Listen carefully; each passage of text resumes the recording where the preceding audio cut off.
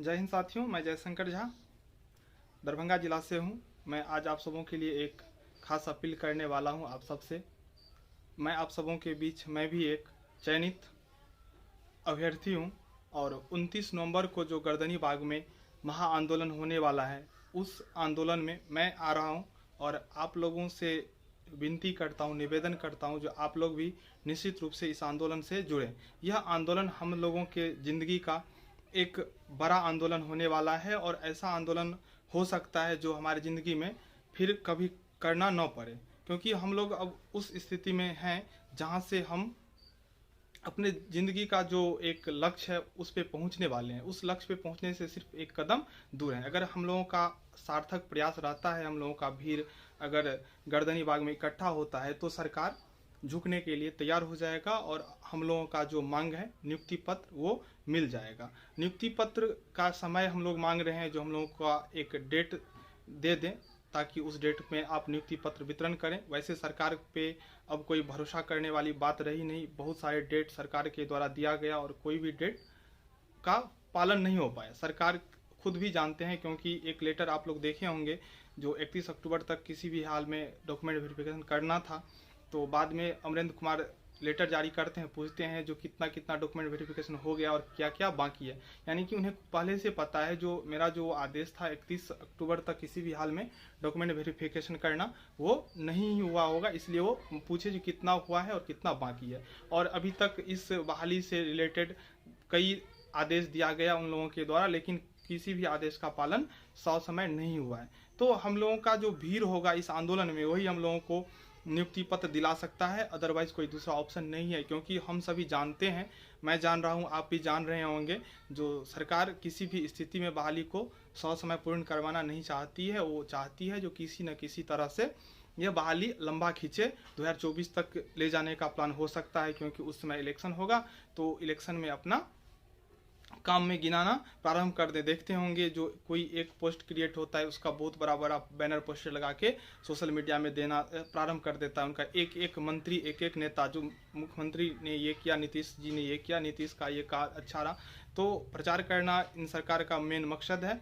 तो हम लोगों को उस प्रचार के सरकार से बाहर निकल कर अपने मंजिल तक पहुँचने के लिए जो कोर टीम के द्वारा एक आंदोलन रखा गया, महाआंदोलन, इस महाआंदोलन को सफल हम लोग बना सकते हैं। अदरवाइज दूसरा कोई ऑप्शन नहीं है। वो लोग हमारे लिए हर एक व्यवस्था किए हैं, चाय, खाना पीना, रहना, सब कुछ का व्यवस्था है। जिन साथियों के पास उस हिसाब का अकाउंट अगर अलाउ नहीं कर रहे हैं, तो आप क्लियरली बोलिए, अपने साथी से बोलिए जो मेरा पॉकेट अलाउ नहीं कर रहा है, जो हम जाएंगे, तो उस आने जाने का भी खर्चा कोई ना कोई साथी उठा ही लेंगे, लेकिन आप वहाँ आइए। आपका भीड़ ही हम लोगों का नियुक्ति पत्र समय दिला सकता है। तो मैं आप लोगों से हाथ जोड़कर विनती करता हूं, जो आप सभी आइए। खासकर मैं महिला साथी से विनम्र आग्रह करता हूं, जो आप प्लीज़ आइए, क्योंकि अभी का जो सरकार है वो महिला सशक्तिकरण के बारे में बहुत ज़्यादा बोलता है और प्रचार करता है। तो अगर आप वहाँ होंगे तो सरकार के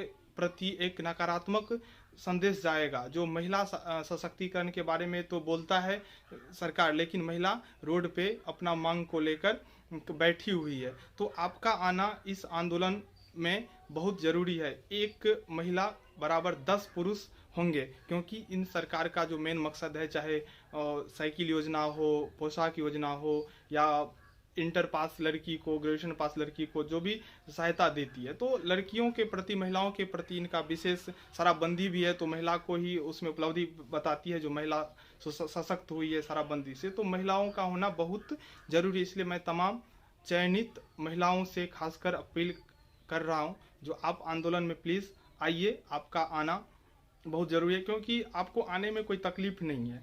जॉब अगर आप करेंगे, दूसरे ज़िला में जाके काउंसलिंग करवाएं, तो वहाँ आप जाइएगा कि नहीं जाइएगा जॉब करने के लिए? निश्चित रूप से जाइएगा। काउंसलिंग के समय आप दौड़ के, फांग के जाती थी, दीवार कूद के जाती थी, जो हमारा काउंसलिंग हो जाए। तो जिस एनर्जी से आपने काउंसलिंग करवाया, वो एनर्जी एक बार फिर से अपने अंदर जगाइए। वो एनर्जी आप एक बार लाइए और फिर आंदोलन में आइए, अपने साथ किसी को ले लीजिए, अकेले मत आइए। वैसे सारा व्यवस्था किया हुआ है, महिलाओं के लिए अलग से रूम है, पुरुष के लिए अलग से है, खाना पीना, ठंड का मौसम है, रजाई कंबल तोशक सबका व्यवस्था है, तो दिक्कत कुछ होने वाला नहीं है। फिर भी आप अपने साथ एक को ले लीजिए, आइए, सारा सुविधा आपको मिलेगा। बस आपका उपस्थिति हम लोगों का नियुक्ति पत्र ससमय दिलाएगा। तो इसलिए मैं आप सबों से, महिलाओं से खासकर रिक्वेस्ट करता हूँ। बहुत सारे ग्रुप में मैं देख रहा हूँ जो बोलते हैं मेरा कोचिंग है वो छूट जाएगा, स्कूल है छूट जाएगा। अरे भैया, जब आप जॉब करेंगे तो आपको तो स्कूल छोड़ना ही पड़ेगा, आपको कोचिंग तो छोड़ना ही पड़ेगा, एडजस्ट तो करना ही पड़ेगा। तो आप एडजस्ट कीजिए। 1-2 दिन का तो बात है, 4 दिन का परमिशन मिला है, 4 दिन आप बैठिए। 4 दिन बैठने से आपका कोचिंग का स्टूडेंट भाग नहीं जाएगा। हाँ, लेकिन आप, अगर आपका लक्ष्य कोचिंग ही है तो आप काउंसलिंग क्यों करवाए, आप ट्यूशन ही पढ़ाइए।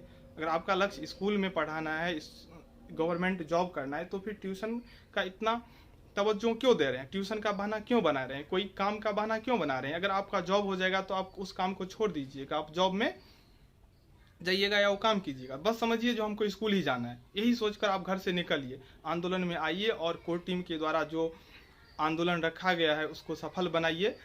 और आप लोगों से एक और विशेष आग्रह, ये जो वहाँ व्यवस्था कर रहे हैं, राजेंद्र प्रसाद सर हैं, रोशन जी हैं, राहुल जी हैं, बहुत सारे, जो मैं उतना का नाम नहीं ले सकता हूँ क्योंकि बहुत सारे लोग हैं जो दिन रात मेहनत कर रहे हैं, अभिषेक चौबे जी हैं, तो उन लोगों को जो काम कर रहे हैं उनमें खर्चा होता है। इसलिए विशाल गौरव जी का अकाउंट सार्वजनिक किया गया है, उस अकाउंट में आप प्लीज़, आपसे जो बन पड़े आर्थिक मदद भी कीजिए ताकि उन लोगों को काम करने में कोई परेशानी ना हो। आप लोग अगर वहाँ पहुँचेंगे तो आपके लिए खाना पीना रहना सब इंतजाम प्रॉपरली होगा, आपको वहाँ कोई कष्ट नहीं होगा। 4 दिनों का परमिशन मिला है, अगर 4 दिन से पहले ही सरकार अगर हमारी मांग को मान लेती है तो बहाली आंदोलन 1 दिन में भी समाप्त हो सकता है, 2 दिन में भी समाप्त हो सकता है।